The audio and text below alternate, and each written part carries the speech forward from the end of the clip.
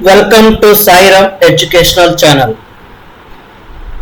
In this video, we will learn some more concepts from the lesson haloalkanes, haloarenes for class 12 NCERT. In the previous two videos of this lesson, we have studied about what are the haloalkanes, haloarenes, their nomenclature, and the chemical properties or the preparation methods. Then the chemical properties, we have seen the substitution nucleophilic reactions. Because the carbon halogen bond is highly polar in nature, so the halide can be replaced with any nucleophile. So we have read about the nucleophilic substitution, and we also mentioned that the nucleophilic substitution can happen two different mechanisms. First one is substitution nucleophilic bimolecular, another is substitution nucleophilic unimolecular. The substitution nucleophilic unimolecular, please remember, it happens in two steps. Substitution nucleophilic bimolecular, the SN2 reaction happens in single step. Wherever SN2 number 2, it is single step. Number 1 SN1, 2 steps. So since it is a two step, first the alkyl halide breaks and gives a carbocation in SN1. Then the carbocation will further attack with the nucleophile of the incoming and forms the corresponding compound. That is the SN1 reaction. In SN2, nucleophilic attack incoming and the outgoing nucleophile from the alkyl halide both happens at the same time. So that is called SN2 reaction. In those cases, we have also read about inversion of configuration, retention of configuration. Those things we will see now in this part some more detail. Before going into the video, please don't forget to subscribe the channel for more updates. And if you have any doubts or clarifications required, please post your comments in the comments box such that I can answer in the upcoming videos. Let us start. So the stereochemical aspects of nucleophilic substitution reactions. So see, these nucleophilic substitution reactions, we have come across two things. One is inversion and racemization. What are these terms? Before going into that, let us see first the general concepts.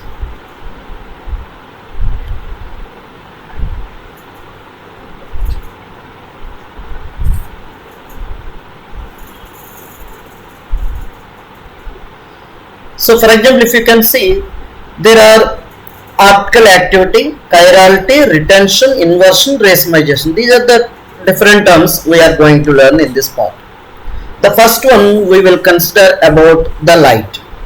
If you can see here, generally what we have incandescent lights and normal light, these are called unpolarized light.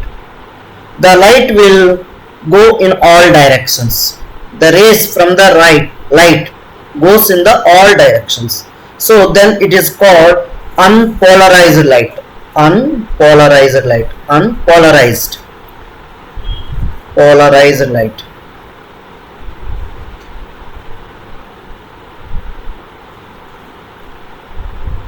Unpolarized light.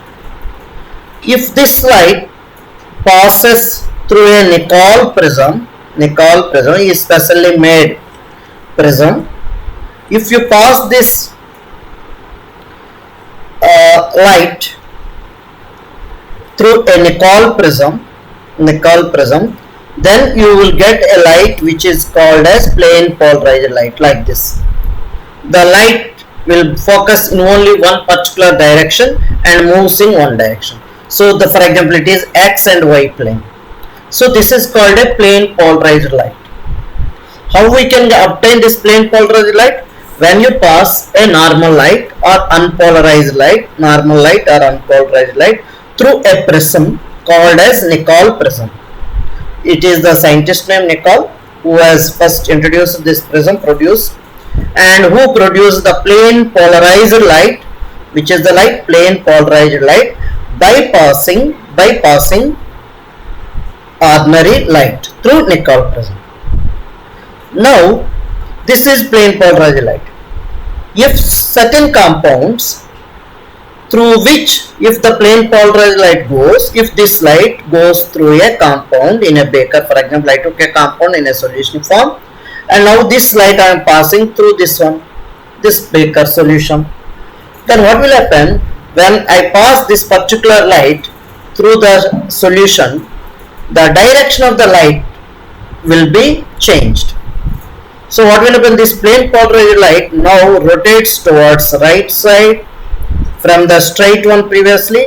Now it moved towards right side, right direction, or it can also rotate towards left direction. That means there is a rotation of the plane polarized light is happening. So initially the plane polarized light is straight and plane is moving in the x direction, and the light is passed through a solution. After coming out of the solution, the light was seen by using microscopes, and that instrument used is called as polarimeter. In the polarimeter, if you can observe, this plane polarized light direction will be changed. It changed. How the direction is changed? The plane polarized light which is straight now moved towards right direction or moved towards left direction based on the type of compound what we are taken. So this concept of compounds, they rotates the plane polarized light when it passes through their solutions. Those compounds are called as optically active compounds. These are called as optically active compounds. So the compounds through which when you pass a plane polarized light, then they rotate the plane polarized light in a direction, whether it is a clockwise or anti-clockwise, or right side or left side. Then that particular compound we can call it as it is having optical activity, and that compound is optically active compound. And now once it is rotating, what is the angle at which it is rotating? For example, if I take a straight line, this is my plane polarized light, at what angle it rotated from that? For example, this angle now is important. So the angle at which it is rotating towards right or left will be measured. How much angle of the plane polarized light rotated by the compound is measured. So that instrument which is used to measure is called as polarimeter. Remember, polarimeter, you can able to see these meters in practicals of physics. Practicals you will be having this. So this polarimeter is the instrument used to find out the angle at which the plane polarized light is rotated by a compound, given compound. If the compound rotates the plane polarized light towards right direction, that is called clockwise. That is called clockwise. Clockwise is clock moves in this direction. So clockwise towards right direction. Then those compounds are called dextrorotatory. They are called as dextrorotatory. Dextro Greek is right. So right rotating. So the compounds are rotating towards right direction. That particular compound form, we will see what is the form, is called as D form. Remember, here we need to write only small d, should not write the capital D. Capital D is we are using for representing configuration in three-dimensional way. That is different. We will be learning in some other case where capital D is used for representing configuration. Small d is used to represent its property of rotating the plane polarized light. If the compound is rotating the plane polarized light towards right direction, we will call it as D form or dextrorotatory. The compound is dextrorotatory. Glucose, dextrorotatory glucose. We have several compounds. And is indicated by placing even positive sign towards right direction. We will use before the name plus glucose or D-glucose or dextroglucose. Dextrose also a compound is. So this is called as dextrorotatory or D form or positive sign we will use before the degree of rotation plus 3.2 degree. That means angle it is rotated towards positive direction. If the light is rotated towards the left direction, that is anti-clockwise direction, the compound obviously is called LEVO or L form. This is L form. Sign will be negative sign. Once again, these are the Greek terms. LEVO is left-handed, left side rotation. So now I may have compounds both dextro, that means they can rotate the plane polarized light towards right, or they can also rotate the plane polarized light towards left. So LEVO rotatory, the plus form and negative form. These two are called as now isomers of that particular compound. So I have a compound based on the arrangement of the groups around the central carbon. We will see what it is. They can have a form called dextro form. They can also have another form called LEVO form. These two forms now having same molecular formula, so they are called as isomers. They are called as optical isomers. Those compounds are called optical isomers. What are the optical isomers now? Dextro rotatory, dextro form and L form. D and L are optical isomers, plus and negative isomers. And the concept, that is the phenomenon, is called as optical isomerism. What is the phenomenon? Rotation of the plane polarized light towards right direction or towards left direction. This is the phenomenon which is shown by these compounds. So that phenomenon is called as optical isomerism, and those compounds which showed is they are optically active, and those respective forms are called optical isomers. So this is the optical isomerism. Remember, not all compounds will have optical activity. It is not that every compound through which if you pass plane polarized light, it is not able to change the direction. Certain compounds only can have this property called optical activity. Then how to find out this optical activity? We need to have a polarimeter and put all the compounds in the polarimeter. That is correct. Experimentally we can do that. But it is our way to identify easily by chemical structure itself, which helps us to find out the compound whether it is optical active or not. For that there are several concepts. We will see before that there is another one called as chirality or molecular asymmetry. So these are the three terms and enantiomers. We will first find out. See, when Louis Pasteur working sometime, he was separating some crystals based on the shapes, and he observed, and later his observation he put forward that saying that compounds exist in the form of mirror images. He was selecting crystals from a group of crystals, and he could separate them in two groups, and he found that one group crystals are exactly the mirror images of the other group crystals. So that's why he told that Louis Pasteur mentioned that crystals of certain compounds, you see not all the compounds, they exist in two forms which are mirror images of each other. This led to the stereochemistry, the modern stereochemistry, that is all these what we are learning. He demonstrated later that each crystals, if you put in a solution, for example, two mirror images containing crystals are there, two groups of crystals.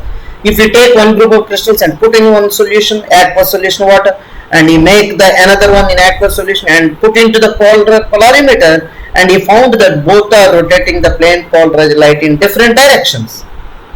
So he demonstrated that aqueous solutions of both types of crystals showed optical rotation. You see, both are showed the rotation. They are able to rotate the plane polarized light, and found that the magnitude at which they are rotating is same. That means the angle at which, if the D form rotates the plane polarized light towards right direction of plus 3 degrees, the negative form, the L form, other mirror image, rotate the plane polarized light with the same 3 degrees towards the negative direction, that is towards the left direction. So that is called equal in magnitude.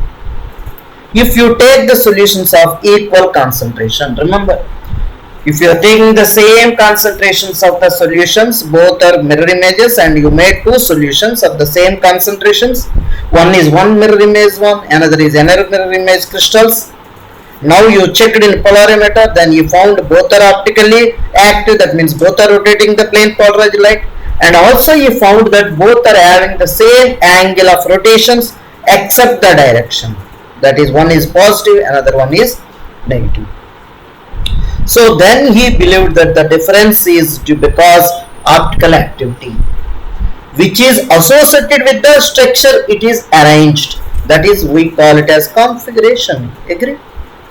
So the three-dimensional structure around, for example, these are all organic chemistry we are learning. So around the central carbon atom is called a configuration. How in a three dimensions you are arranging the four groups, that is four valency around the carbon, tells you the configuration. So he thought that the configurations of these compounds which are having two different mirror images could be different. That's why they are showing different directions they are rotating the plane polarized light. Later, J. Van 't Hoff and another French scientist Lebel independently also said that spatial arrangements of the four groups are very, very important. Around central carbon atom, anyhow, they proved that they are tetrahedral in nature, and the substituents, that is the four groups which are arranged in the tetrahedral shape, all four are different. Then they told that carbon is called asymmetric carbon. Now you understood, I hope. The asymmetric carbon is the one which shows four different groups. You can see here, I have a carbon. It is in the tetrahedral shape, correct? For example, like this I have given. So now I have four different groups. If the four are different, first group is A, then B, then C, then D. So all four which are attached to the central metal atom, they are all same.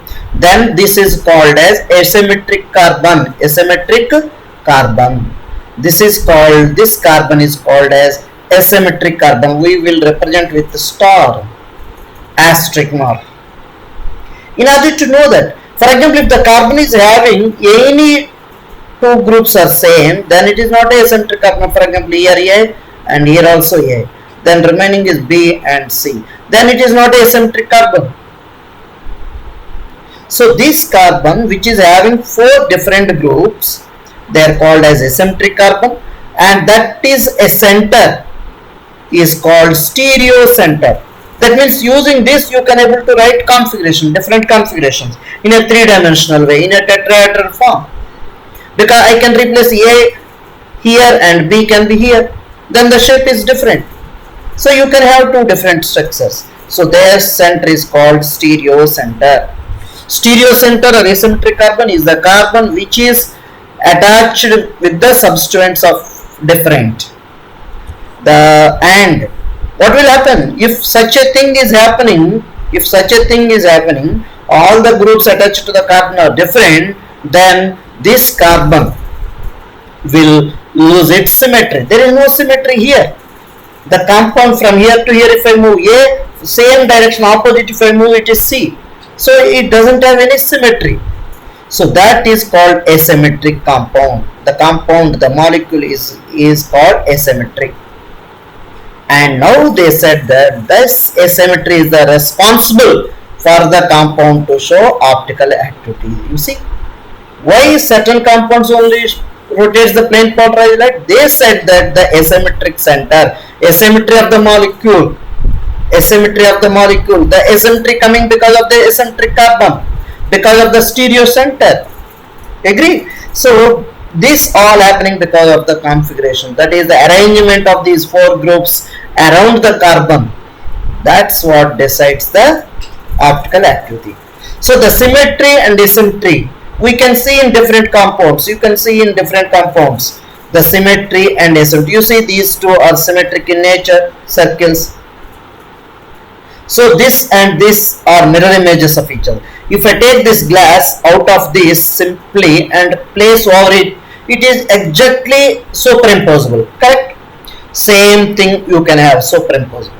So these are called superimposable mirror images. They are images but they are exactly superimposable. But if I can take the hand, for example, this is hand, its image is here, mirror image. You can see the hand in mirror similar to this. But if I remove this hand simply to the top and place exactly here, it will not match. If I remove this leg and put it here, it will not match.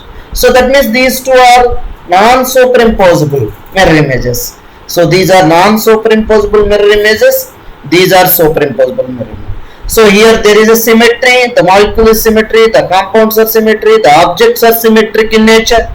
But here the objects are not in symmetry.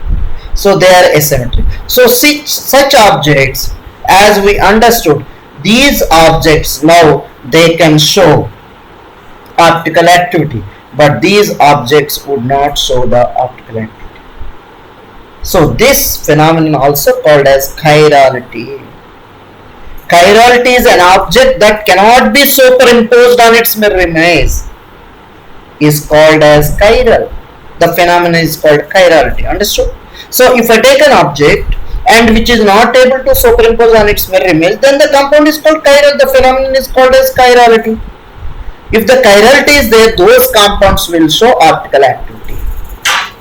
If they are not there, they are achiral.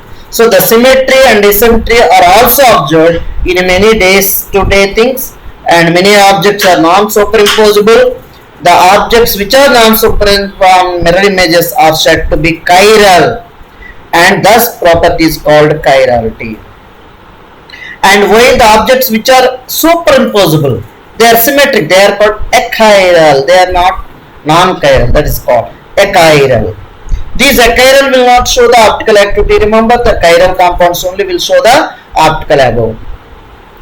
So molecular chirality can be applied to our organic compounds, and similar we can even check here one by one, like the compounds objects here. Now we can see the compounds which are chiral and achiral. You can say this is one compound, propane 2-ol, 1, 2, 3 carbons are there.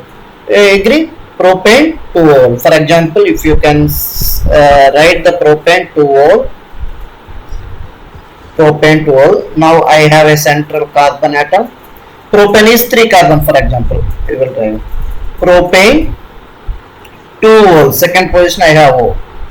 Remaining are hydrogens you can give. So this will be CH3, and this also will be CH3.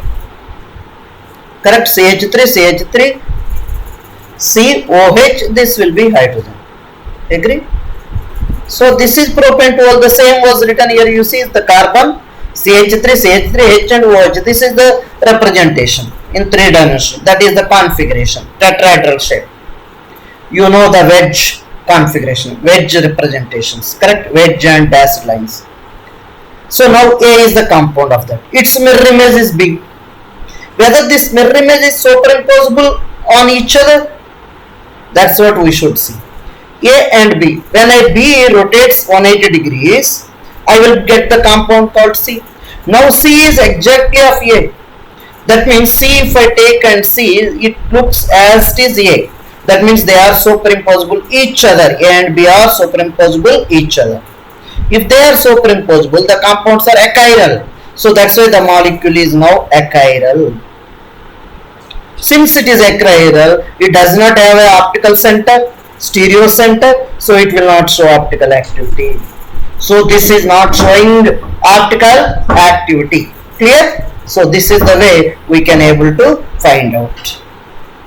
Because 2 carbon, 3 carbon, 4 carbons, so butane. Second position is the OH, so it is butane 2-ol.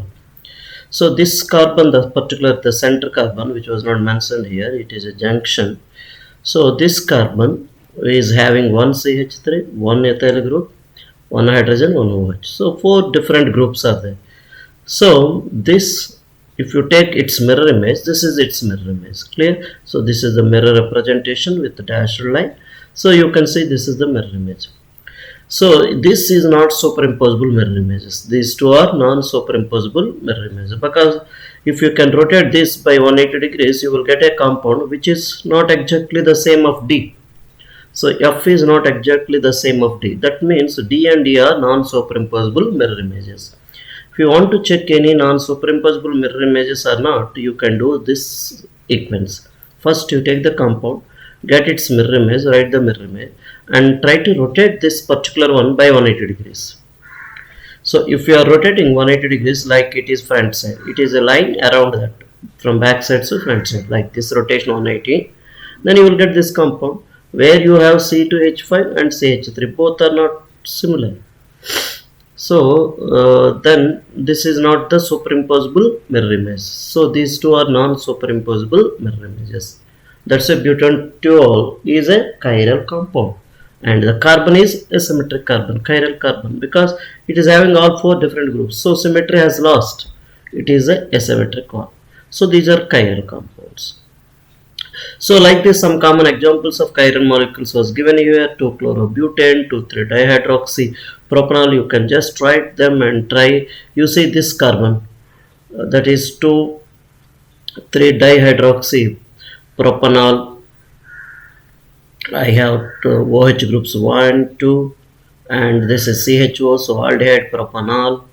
And this center carbon is having one H and one OH, and other side is CH2OH, other side is CHO. So that's why this is a chiral one. So like this, you have several compounds which shows chirality such that they are optically active. The stereoisomers related to each other by these mirror images, non-superimposable mirror images, these respective, they are called as enantiomers. They are called as enantiomers. You can see their names, we call it as enantiomer.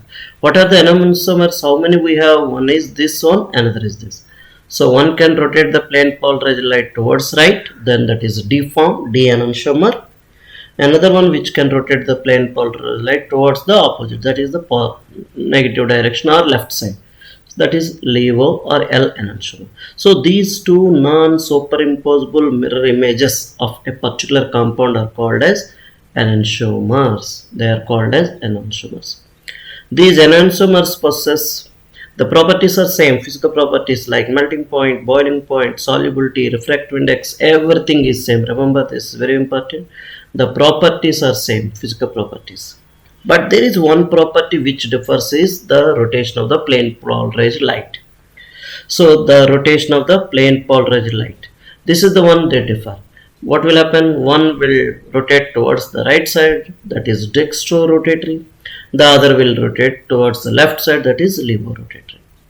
So the sign of the optical activity or optical rotation is different. One is plus, another is negative. But if you take the same concentration of both will show the same amount of rotation. Okay. And remember, already we told there is a configurational isomers where you have D and L form. Those are different and these are different. There is no link between these two at all. So capital D, capital L, we will use that. Okay. Next, if I have an enantiomer, if I make an enantiomer mixture of two enantiomers, you say I took a D form, I took a L form, both concentrations are same. So for example, D form alone if I take and get the optical activity or the optical rotation by using polarimeter, for example, D form with a particular concentration showed plus 4 degrees optical rotation. Similarly, if I take the L form of the same concentration, then it will show minus 4 degree optical rotation. If I mix these two together in a one container and get its optical rotation by using polarimeter, then I should get 0. Because what will happen? They are in equal proportions.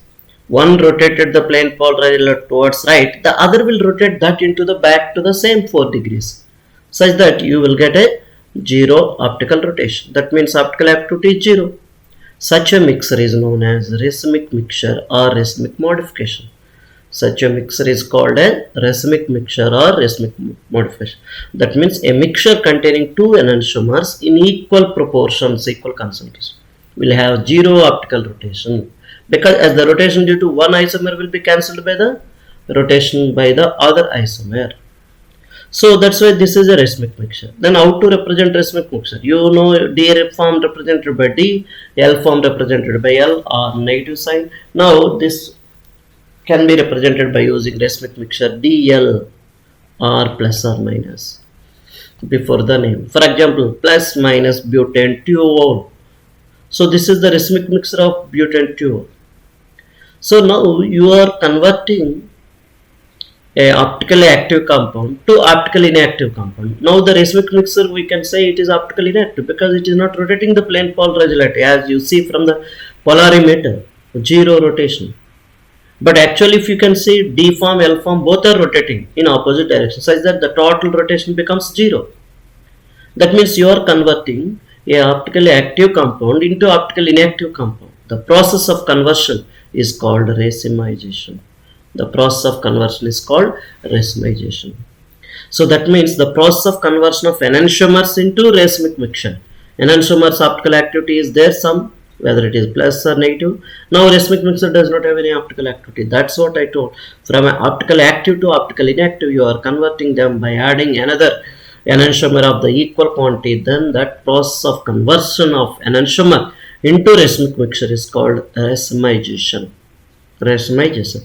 Now here there is one example was given. Identify the chiral and achiral molecules in each of the following pair of compounds. These are the wedge and dash structures. You know, wedge is our side, dash is back side. The tetrahedral can be easily presented on a two-dimensional paper, 2D plate. So if you can see the first one, out of these two, which is chiral? Chiral is the carbon which should have asymmetry. Asymmetry means all four groups are different. Here you can see this carbon is having all four groups are different. But this carbon is having two bromines. Clear? So it is achiral. This is chiral. This is chiral or asymmetric opposite. This is achiral or symmetric. So this is chiral. This shows optical activity. So you can put a star over here. And this, if you can see, this carbon does not have, this carbon does not have because of two hydrogens. So this is three hydrogens. But this is the carbon they asked us. So what happened here? You can see here one CH3. Here there is another alkyl group. The alkyl group is not similar to this. It is a propyl alkyl group. You can see 1 carbon, 2 carbon and 3 carbons are there. So it is propyl one side hydroxy, one side hydrogen. So this is now chiral compound. But if you can see, this is not the chiral because this carbon, whichever it is center carbon, this side is ethyl group, another side also ethyl group. So this is achiral. It does not show optical activity. This shows optical activity, this shows optical activity, but this will not show.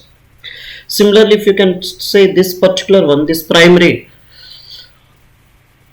halide, alkyl halide does not have optical activity because it is having two hydrogens on the center carbon. But if you can say this secondary one side is methyl group is there, one side ethyl group is there, then there is a bromide group, and one small other side is hydrogen. So this is optically active. It will show optical activity. Okay, like this we can easily identify the compounds which can show optical activity. The answers was given here.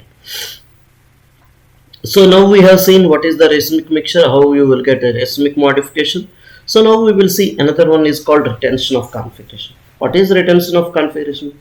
For example, in a chemical reaction, you have taken a compound initially and you are continuing a reaction and you will get a product.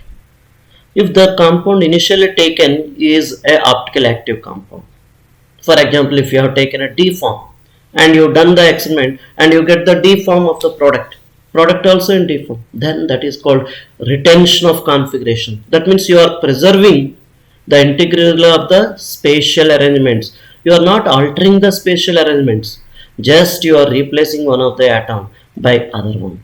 You see, you are just replacing one of the atom by other. Then that is called as racemic retention. Retention of configuration is the preservation of integrity of the spatial arrangement of bonds to an asymmetric carbon. What is asymmetric carbon? The carbon which is having four different groups center. Correct. So if you can take X, C, A, B, C, the central carbon is having one side X, that is halide, other side is A, B, C, different groups, is converted into the chemical species of this particular one. C is same, A, C, B are same, just X is replaced with Y. This is nucleophilic substitution reactions. Clear? So in this substitution reaction, Same configuration is maintained. A is on the same side, C, B, all are on the same side.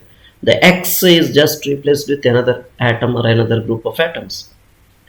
So the configuration, if it is deformed, this also would be the deform. So there is no change in the configuration. So that's why these are called as retention. This is called as retention. You are maintaining the same configuration. You are getting the same configuration of the product. So that's what happens in this one. So no bond is breaking really. You can see here 2-methyl, 1-ol. This is negative form, L form, LEVO form. Correct? This is a LEVO form of 2-methyl but 1-ol. 2-methyl but 1-ol. This central carbon is the asymmetric carbon. Okay, this is the chiral carbon. This center one. You can see here. This center one is the chiral compound. This. So this chiral compound, when HCl treated, this OH only replaced with Cl. The remaining as it is maintained. So you will get a negative form here. The same negative also you will obtain here. So this is the way you can see the retention of configuration is happened. Retention of configuration is happened. In some cases, the configuration may change. For example, if I take a D form, I may get L form. I can get a same D form, or I can get a combination of these two. So if I get the L form, then it is called as inversion. If I get the same D form, then it is called retention. But initial one should be D form. You see, now this is one particular compound. Okay. So here the X is replaced by Y on the same direction. Ethyl is same, methyl is same, hydrogen is same positions in the three-dimensional. There is no configuration changes, so it is called retention. So this A is obtained, this product. If you get A product, then it is called retention of configuration. In that process, whatever the D form or L form initially, that's the same, you got it. But if you come over here, there is a change in the configuration. You can see X is changed, Y is changed, X and Y positions. Methyl group is same, ethyl is same, hydrogen is same. But X and Y positions are varied. So this is, you can say it is a conversion. For example, if I get a D form, I may be getting the L form. Like this, we can able to identify the things. If you are getting A is one form, B is one form, then together if you are getting, that is called racemic mixture, racemization. That means in a chemical process, there is a possibility to get inversion of configuration or retention of configuration or a racemic modification, racemization.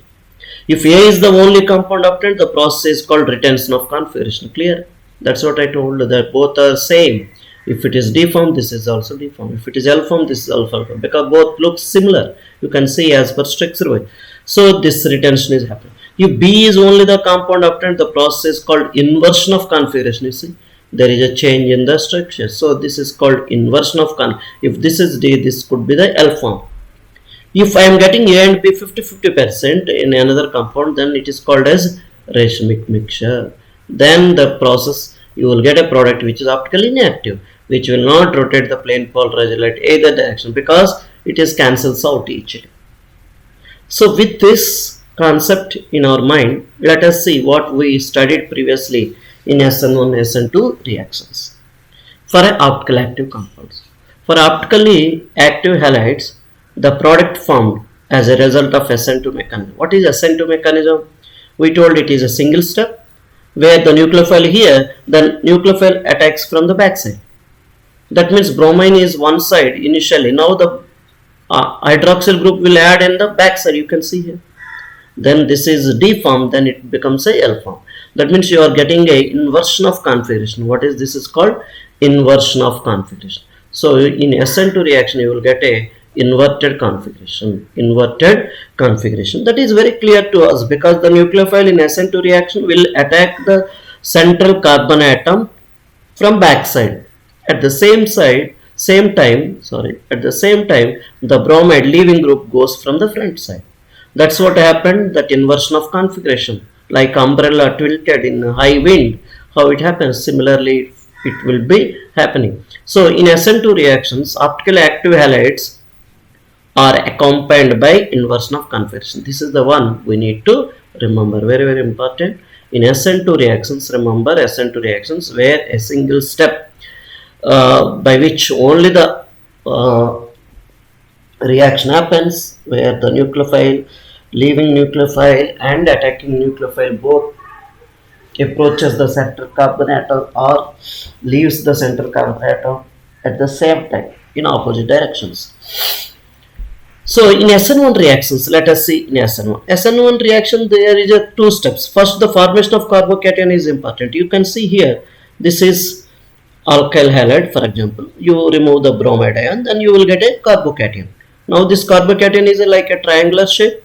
So since triangular, I have two options. So the one is I can attack the nucleophile from this direction or from this direction. You can see in the next picture. Clearly they have given. Here you see this is the carbocation. Second step, this is one step, this is second step. First step is the rate determining step that we know. This only one is involved, so it is substitution nucleophile unimolecular, remember. Now the nucleophile can attack this by this direction or by this direction. If nucleophile attacks this direction, I will get a compound like this configuration, and if it happens to this direction, you will get another compound with this configuration. Both are mirror images of each other. So one should be the D, one can be the L forms. So you are counting 50% of this form, 50% of this form. So you will get a mixture of these two D and L forms, that is plus or minus forms. Then it is called what? Racemization, racemic modification. So SN1 reaction provides a racemic mixture. What mixture you will be getting?